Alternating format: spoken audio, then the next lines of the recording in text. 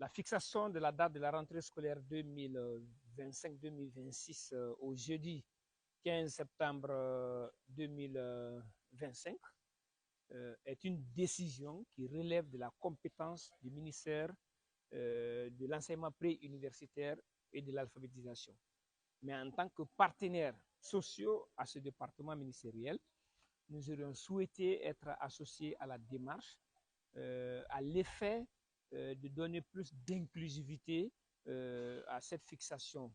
Même si nos avis ne vont être que des avis consultatifs qui n'ont aucune valeur contraignante, c'est-à-dire qui ne changent pas la décision prise par le département, mais viseraient tout au moins à faire en sorte que les impératifs pédagogiques, les difficultés organisationnelles, les problèmes sociaux, familiaux, mais aussi les revendications syndicales soient au même moment exposées pour qu'ensemble nous puissions trouver un consensus par rapport à comment aboutir à une rentrée scolaire réussie et apaisée. Encore une fois de plus, notre intervention ne saurait être une imposition au gouvernement à l'effet de nous faire, de nous inviter à donner une date qui ne soit pas celle fixée par le gouvernement.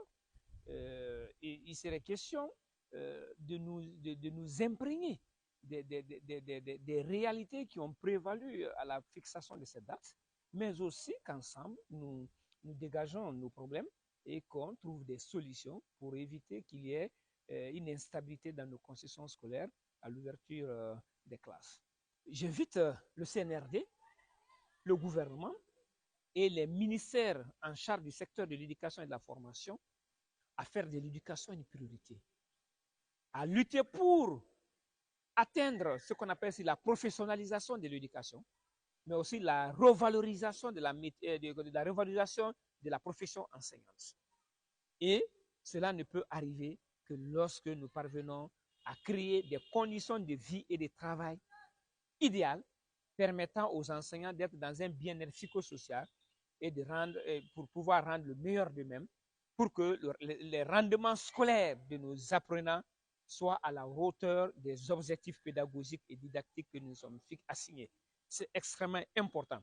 Donc, le statut particulier sonne aujourd'hui comme l'élément fédérateur de motivation, d'incitation des enseignants à l'effet de donner le meilleur d'eux-mêmes pour qualifier les enseignements et les apprentissages dans notre pays. Aux enseignants de la République de Guinée, je leur dirais tout simplement que le métier que nous pratiquons est un sacerdoce. Un sacerdoce qui ne peut pas nous permettre d'avoir tout ce que nous voudrions, mais qui nous oblige à donner le meilleur de nous-mêmes, mais aussi et surtout dans des conditions de vie et de travail vraiment les plus attrayantes. Et donc, de rester unis dans la lutte, unis dans le travail, unis dans le respect de leurs droits et de leurs devoirs pour que nous puissions aboutir à une rentrée scolaire réussie et apaisée. Aux organisations syndicales de l'éducation, je leur dirais tout simplement que nous avons un dénominateur commun, c'est la souffrance, c'est la misère. Ce sont les injustices auxquelles nos enseignants font face. Les enseignants n'ont pas besoin de nos querelles de leadership, de nos guerres d'ego, de nos guerres de représentativité. Il est temps que nous arrêtions ces guerres inutiles qui n'honorent pas la profession enseignante, qui n'honorent pas la lutte syndicale, qui n'enrichit pas les enseignants. Donc, il faut voir l'enseignant guinéen en face pour créer une synergie d'action, une unité d'action, afin d'affréter nos armes de lutte et les converger vers un objectif commun, l'obtention du statut particulier de l'éducation. Aux parents d'élèves, je leur dirais tout simplement de ne pas tenir compte de la conjoncture actuelle, parce que nous connaissons que la conjoncture, elle est là. Nous ne connaissons pas quand est-ce cette conjoncture-là va prendre fin pour dire que nous serons prêts. Nous savons aussi que nous sommes dans un contexte politique qui est caractérisé par l'organisation du référendum le 21 septembre 2025. Mais cela ne doit pas être une raison suffisante pour empêcher les enfants de venir étudier.